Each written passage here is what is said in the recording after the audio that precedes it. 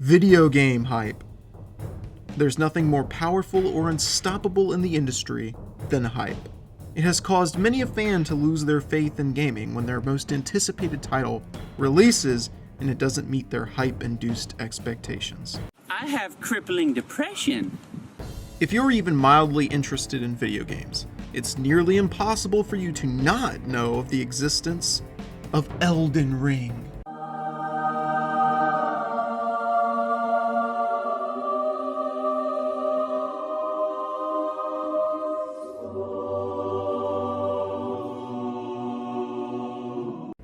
This new game from the minds behind Dark Souls, Sekiro, and Bloodborne has got the entire gaming industry riled up. Dark Souls games are something of a gaming treasure to many players around the world. Bloodborne has over time gained a lasting cult following, and not to mention Miyazaki's last game, Sekiro Shadows Die Twice, won several Game of the Year awards and was met with acclaim from fans. It seems that, at least from the gamer's perspective, this new FromSoftware title could be the company's magnum opus. So I can definitely understand why Dark Souls fans would be really pumped for this game to release. But what exactly has caused everyone else to go berserk with enthusiasm? Well, I think it has something to do with the amount of media attention this game got before we knew anything about it. I remember when the only public information people knew about Elden Ring was its title, and that the narrative concept was developed by Miyazaki and George R.R. Martin. I think there was also a sort of public shift that happened after games like Bloodborne and Sekiro came out. I think that the cult status that Bloodborne has had does impact how newer players view FromSoftware in its games. Moreover, let's think about Sekiro for a second. I mean, Sekiro was very successful in nearly every measurable way. I personally had several friends who never touched a Dark Souls game before that ended up playing Sekiro. I really believe that the new players brought in by games like Bloodborne and Sekiro have significantly boosted the amount of people anticipating Elden Ring. So when you couple that with the insane amount of media hype, it starts to make sense why this game has become as hyped as it is.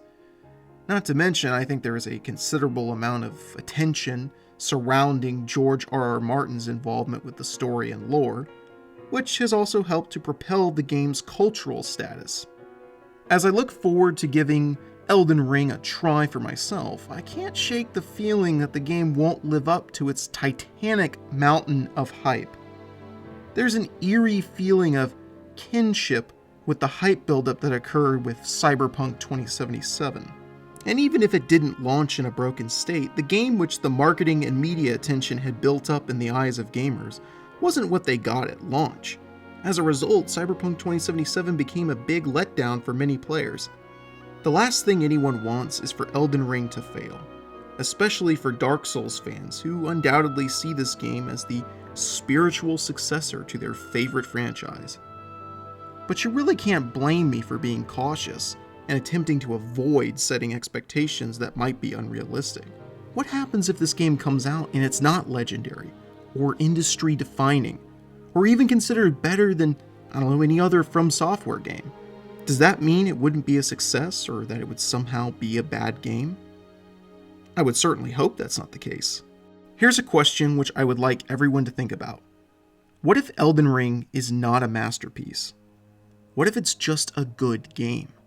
Would you be disappointed? I think that managing expectations for games nowadays is really important, especially because the marketing for games is so much bigger than it ever used to be in the past.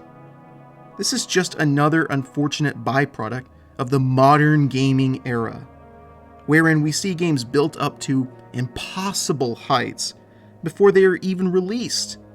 Then some people are convinced that the game isn't as good as it might actually be because guess what? It didn't live up to the hype.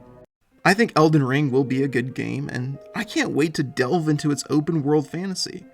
More than that, I'm sure it has immaculately constructed dungeons designed to torment the player to no end. I can believe it is possible for this game to become a modern classic, but I would caution everyone not to set any expectations based off the hype alone. Hype can be as lethal to a game at launch as any game-breaking bug. No! Harry, no! Don't look at the light! I can't help it. It's so beautiful. Games shouldn't be good or bad based on our friend promising us some new game will be the greatest thing ever, and we should totally buy it over something else.